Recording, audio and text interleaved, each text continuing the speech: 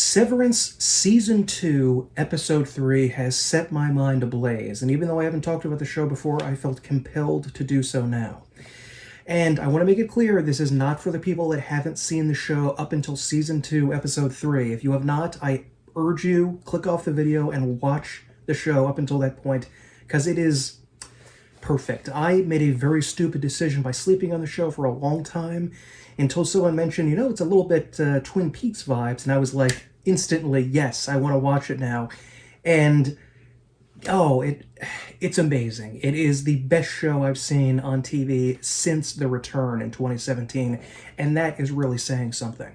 So, if you haven't seen it, go.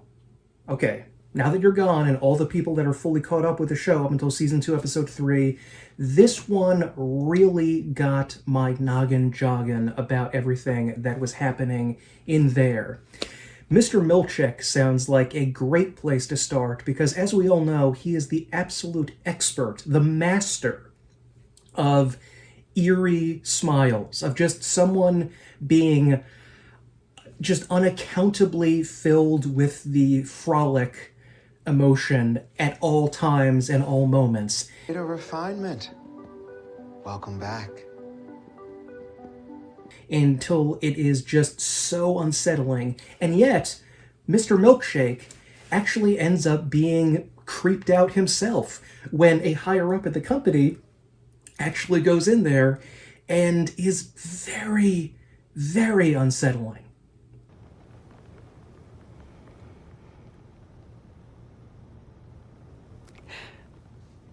Congratulations, Seth.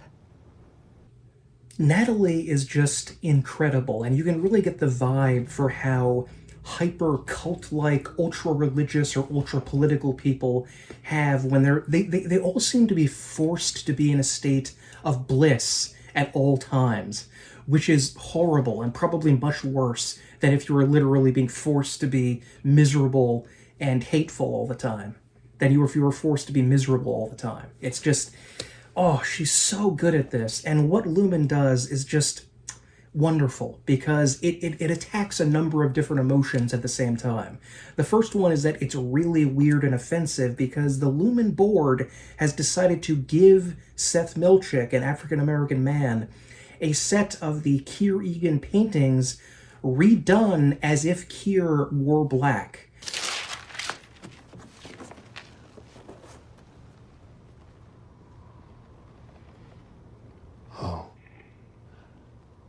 Oh my. Which sounds, just on the surface of it, to a normal person, an offensively racist and ridiculous thing. But it's actually something that I can see the board doing, or the Lumen Keir Egan fanatics doing, because this is a whole-ass religion that they have in the Keir Egan world. There are books upon books with hundreds of pages in small print, all from Keir Egan, talking about his crazy religion. And a religious person would probably want their founder / prophet / God figure to be presented in a mutable form. Just like pictures of the saints or of Jesus or something could be drastically different in their portrayal amongst Ethiopian Christians, then amongst Middle Eastern Christians, then amongst Mediterranean European Christians to Northern European Christians.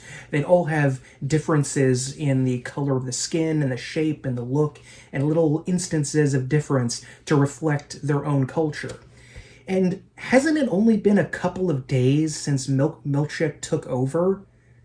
How did they have these painted? They look like they would be exhausting works that would take weeks or months for a skilled artist to do. And there's an entire set of them automatically available within a couple of days of Milchick taking over.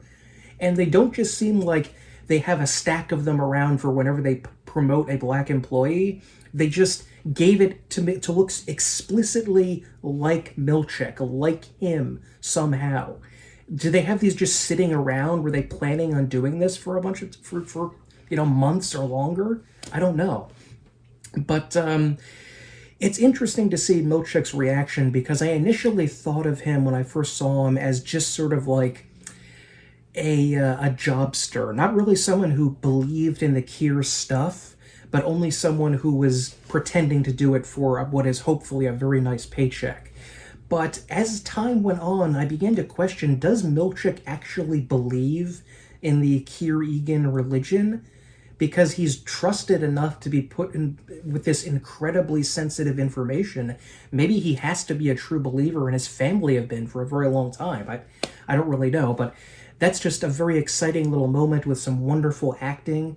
And it's also funny on top of it. It provokes these interesting thoughts about cults and religion and Kier Egan, but also it's creepy and offensive and it's wrong, but also it's demonstrably funny. It's ridiculous and absurd that they would do this, and probably rightly cause people to laugh. So I love that they're mixing all of the different emotions together, which is a thing that I think makes the show like Twin Peaks, because they're weirdly interlacing all of the drama, horror, mystery, comedy, romance things all together, instead of just doing them one at a time, which a sort of a much lazier show would do. What's going on with Dylan was very interesting because we only saw a tiny little bit of him in the first season, so I hope that they're going to make up for that by having the most significant outsider, glimpse into the outside life of the Audis be about Dylan, because we kind of got a lot about the other ones. Dylan has long been my favorite character, and another reason this is the best show on TV is that how can you even pick a favorite character? Usually the best character of a show is obviously standing tall, a tall drink of water, as Milchick would say, above, head and shoulders above everyone else. But really, it's hard to pick a favorite. They're all amazing, every single one of them. Even the villains, too, are also really interesting. So I kind of feel like I'm going to give a different answer every day. It could be Mark, it could be Helling, it could be Irving, it could be Miss Cobell, but in general, the person that wins out as my favorite character is Dylan. He is amazing, he's hilarious, he's full of heart, he's very brave, and I just love this guy. He's just so lovable. He doesn't seem to feel any negative traits to me. And the fact that he's willing to just directly point things out and be vulgar is perfect. Love the guy. But we find out some sad things in his life in episode 2 when it turns out that he's kind of a sad sack in real life. He only works occasionally or has some part-time jobs, which is unfortunate, but it's really it's terrible that he has a wife and 3 children to look after. And it seems like he felt going into the severed world was the only way for it to work. And believe me, back in the day when I used to work minimum wage, I actually had the same idea that the show creator did of, I wish I could just literally forget the 8 hours of this day that I need to do in order to survive and eat, and just forget about it forever. I had that exact idea.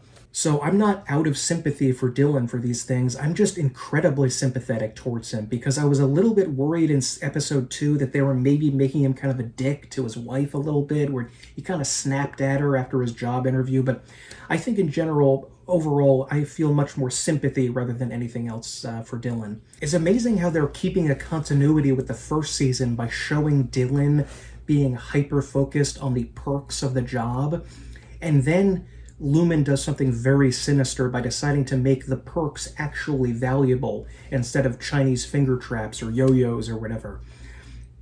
And they know that they could get to Dylan in that way if they give him something that he values, which, of course, is access to his family, his entire reason for his arc in the first season where he turned against Lumen. He wants to see his wife and kids. He wants to know who he is on the outside. And unfortunately, his fantasies about being incredibly cool and awesome on the outside kind of turned out to be the opposite.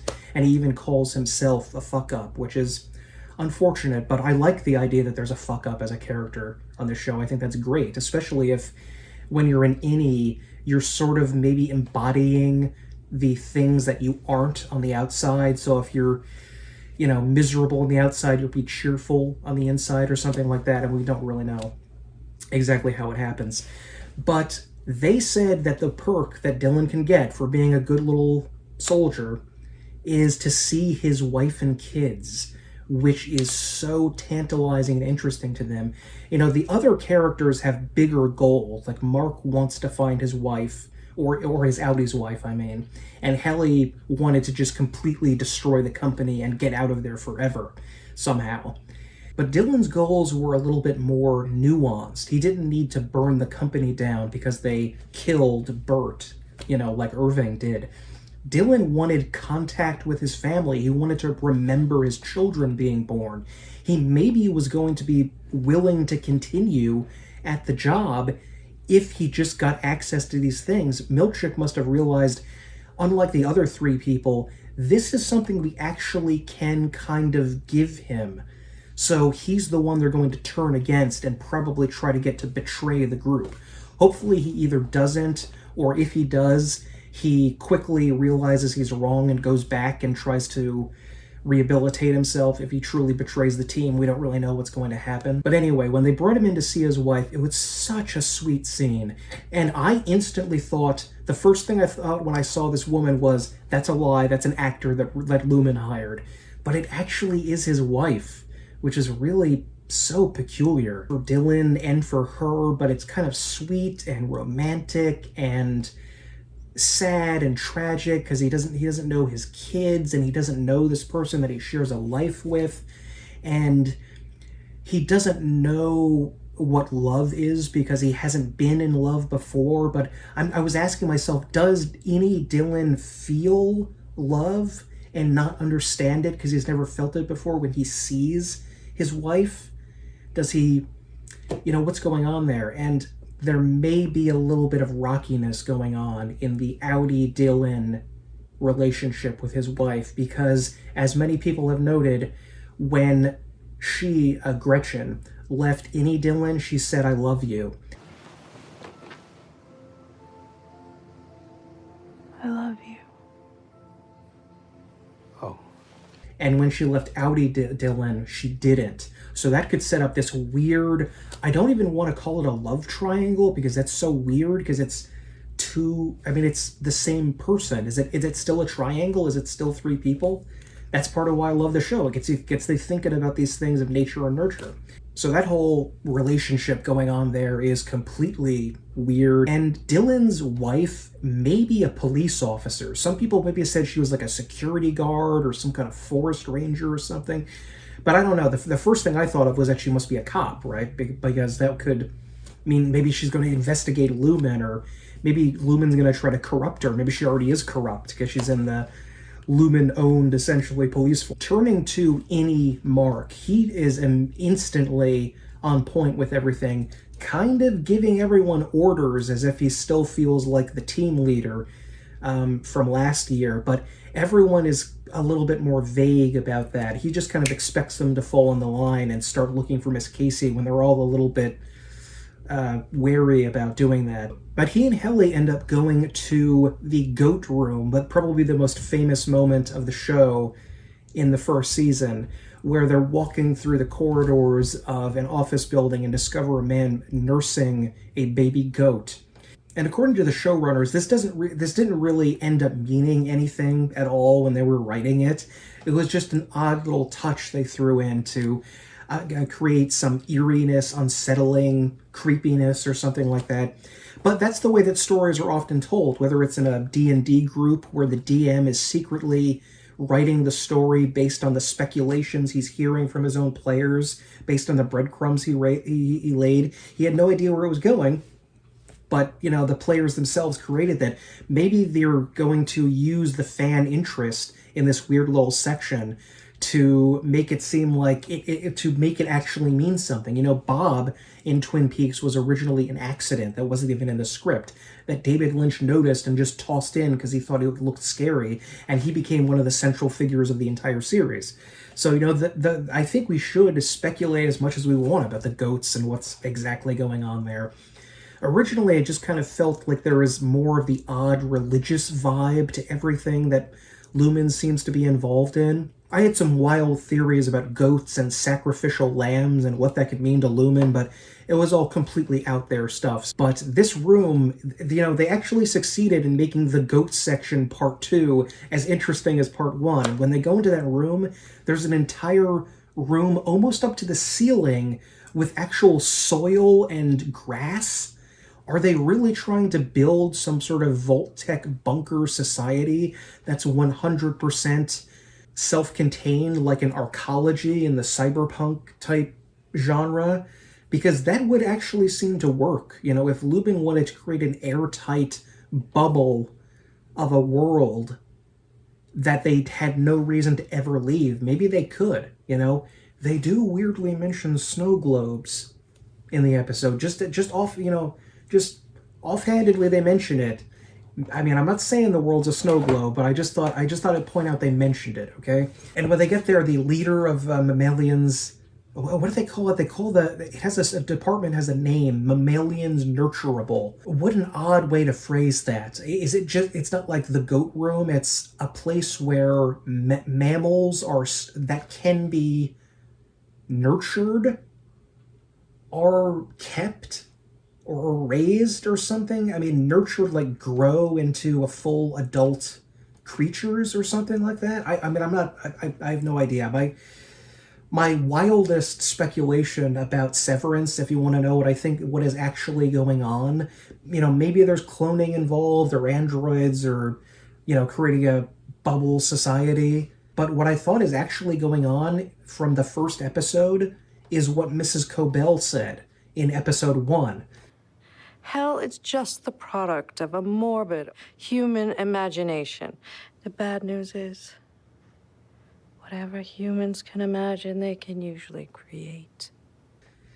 I think they may actually be trying to create hell. Like, what if they were, as part of their cosmogony of a religion, the idea that human beings themselves needed to construct and operate hell?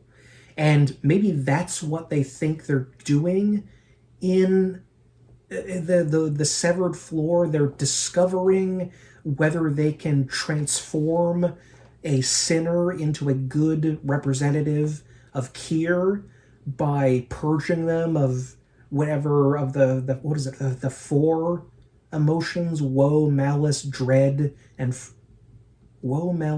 frolic. Yeah. And how they can manipulate all of these things to transform someone, or maybe they want to punish them appropriately with corrective labor for a certain amount of time. I actually thought there was a little bit of another real-world parallel to this of, what if someone wanted in your afterlife to determine your religion? Because, like, if you've ever heard of Mormon baptism of the dead, where they take lists of dead people and baptize them into the Mormon faith to try to get them to go into the Mormon afterworld, which is absolutely nuts that this happens. But maybe that's what Lumen is trying to do. They're trying to create a place to punish people they think are sinners or valueless or something, and force them to obey Kier's rules over time in order to purge their soul of whatever sin they had. Okay, so while I was recording, I found out that the name Egan is an Irish name, and it's related to a god in Irish mythology who is the god, guess what, of the underworld.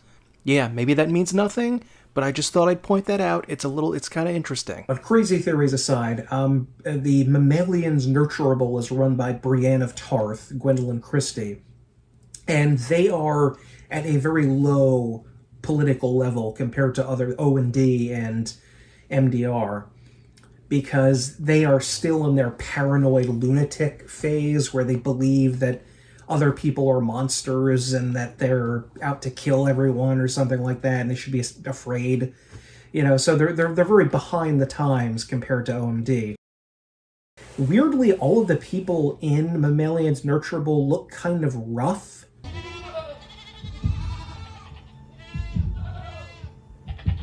I was originally, when I first watched it, I thought like, oh, I guess they're like dirty because they're, involved with farm animals. But the more I kept looking at it, they don't just seem tired and dirty from working on a farm. They seem like there's something off about them. And I was thinking about that line about one of them. She said my Audi excels at stargazing. Meant a great deal to me. In the twisted, evil lumen speak, what does that mean? And I begin to think, I think it actually means that he's homeless. Like, what if all of these people have no permanent address? We're literally living outside. That's what he means by stargazing. Hopefully not. But what if they coerce the poorest members of society to do the dirtiest and most miserable jobs and get themselves severed in order to take them over? Again, that's something that religion does. They like to go after people who are poor and desperate and miserable and convert them into their faith. But Mark ends up winning over Mammalian's Nurturable. At least they're not going to hinder his search as he's wandering around looking for his maybe wife. He's helped along in this task by Helly. And I don't know where I stand on this, because a lot of people have pointed out since episode 1, and I was kind of suspicious myself, is it actually Helly or is it Helena, the evil Egan Audi that has been sent to spy on the innies and see what they're getting up to? Because we don't know, I can't absolutely confirm that's Helena, although I'm really suspicious after this weird line with Irving. We got you. What do you mean by that? When you say we've got you, why would you say it like that? As if you are part of something else that Irv is not a part of. She's not saying we, me, Mark, and Dylan got you. It sounds weird, man. I don't like it. I don't like how that sounds. It's almost as if she's saying that Lumen is trying to, bribe Bert to come back to Lumen. That's what I'm kind of thinking is going on there. That they're going to try to get him to come back and say, like, well, Irving has no reason to be unhappy now. He's alive. He's working. He's got his person he loves. Maybe they're just going to think he's going to give up. There's also this really eerie scene where Helly and Mark look at each other in the hallway, and something is very off. I don't know exactly how to phrase it, but something is wrong here. They seem not like two people that had growing affections for each other, but two strangers who don't really feel anything for one another. Like they've become completely different people, which may indicate that Helly is really Helena, but it could also just be like middle school jitters. I mean, these people they remind me of people dating for the first time. They're not even like fully adults, or like people in middle school or something with each other. And of course it's going to be awkward and silly and weird at that age. So I don't know. I desperately want it to be Helena, because it would be miserable if so much of season 2 we don't have the character come back. Like, what if it is Helena and Helly never comes back the entire season? That means 50% of the show we have no idea what Helly was doing or thinking, because she was non-existent at that moment. So there's a lot of evidence, but I just hope and pray that it's actually Helly, or we can get Helly back soon. I don't want it to be a Dale Cooper thing where we spend like 16 episodes before we actually get to see the person we wanted to see for so long. But anyway, Irving has a lovely scene where he goes to optics and design, and ostensibly to ask about Ms. Casey, which Felicia and the other people there I think are usually pretty chill, so they're probably going to do that at this point. And he ends up having this very adorable reminisce about Bert and, talking about each other, and it's a lovely, cute little scene that helps to create that Twin Peaksian blend of various different feelings and emotions. But eerily, the optics and design people end up knowing about this scary floor that Miss Casey went down to, and she knows that it's this bizarre place that she doesn't call it the testing floor, she calls it the exports hall, so maybe she doesn't know the floor that it's going to, but it's obviously this one eerie elevator that they now don't even allow them to go into anymore. But she speaks about it as if she knows that there's something wrong with what's going on. There's something grim. We send a lot of shipments there. Used to go ourselves. But now, they send a guy. She's not just like, oh, I know that hallway. She's obviously a little scared of the exports whole situation there. On the outside world, Mark is kind of trying to do this weird trick of burning an image onto his retinas, which I didn't even think was possible until I saw. Maybe it isn't possible. I don't know. But he's being helped out in this by Dylan, who's obviously still very suspicious of Lumen, which is very odd because her husband, who wrote the You Are, Rickon, is actually being flattered and seduced into working with Lumen, and he's actually comfortable with it. He doesn't care, despite being this aggressively sort of sympathetic, moral person. He's instantly won over with the promise of a huge book deal with a giant corporation. He just doesn't care at all anymore, which maybe is a kind of realism there. But it's odd that they're kind of going through all of this, because there's no way Rickon could ever know whether an innie has read one of his books. You know, he's never going to find out about that. The company could tell him anything and he'd just have to accept it. But this dumb plan doesn't work, and Mark is fortuitously contacted by Ragabi from the first season. And they have a pretty hilarious and tragic discussion about Mark's wife and his reluctance to let her in because she killed a guy right in front of him and is right a little worried about her. And Ragabi admits to knowing that Mark's wife seems alive and is somehow in Lumen. And in what could either be an incredibly pathetic or incredibly tragic or incredibly romantic moment, Mark instantly decides to reintegrate, even though it saw it kill his friend in the last season, which was only like a couple of days before, like maybe a couple of weeks or something before this, so it's not been much time, and he instantly risks his life, which is pretty incredible and pretty romantic. And so I'm guessing that the next episode is, I hope it's not going to be an entirely flashback episode, because that would feel kind of lazy and boring. Unless, you know, there might be very interesting clues about what's going on to learn about Lumen, so we could help theory craft with that. But I don't want to spend too much time with him directly in the past of things that have already happened, you know? And Mrs. Selvig, I almost forgot to talk about, or Mrs. Cobell, excuse me. I almost forgot to talk about her here.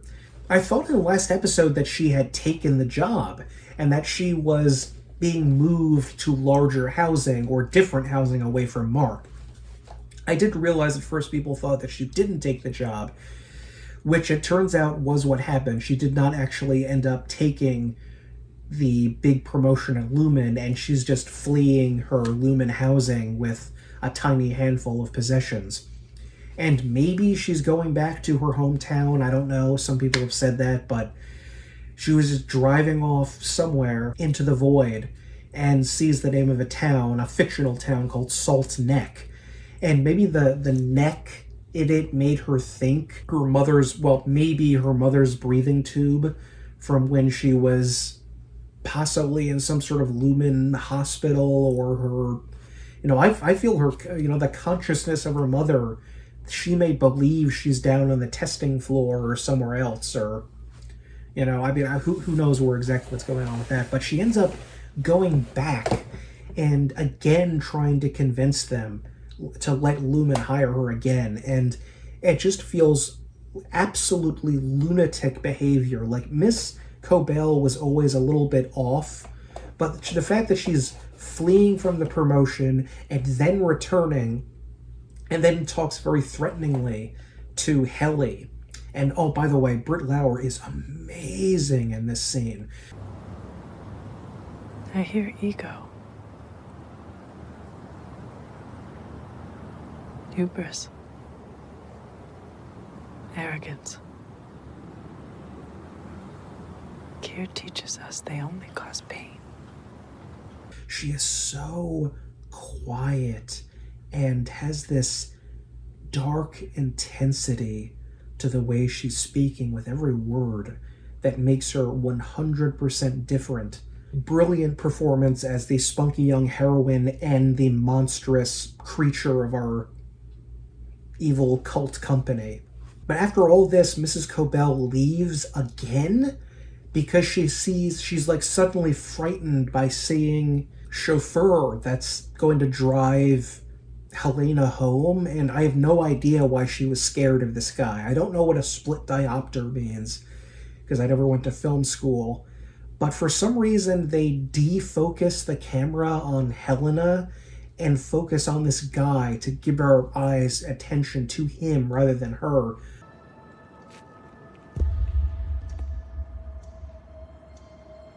One of the main characters, which is really bizarre. And I don't know. I have no idea why she left. And she's so out there and nuts with the way she reacts to things that I can't predict where she's going to go with this. But anyway, this is my current favorite show on TV. Again, I reiterate, best show on TV since The Return. Absolutely great. I've only been in contact with this series now for about a month, and it's already risen to the top.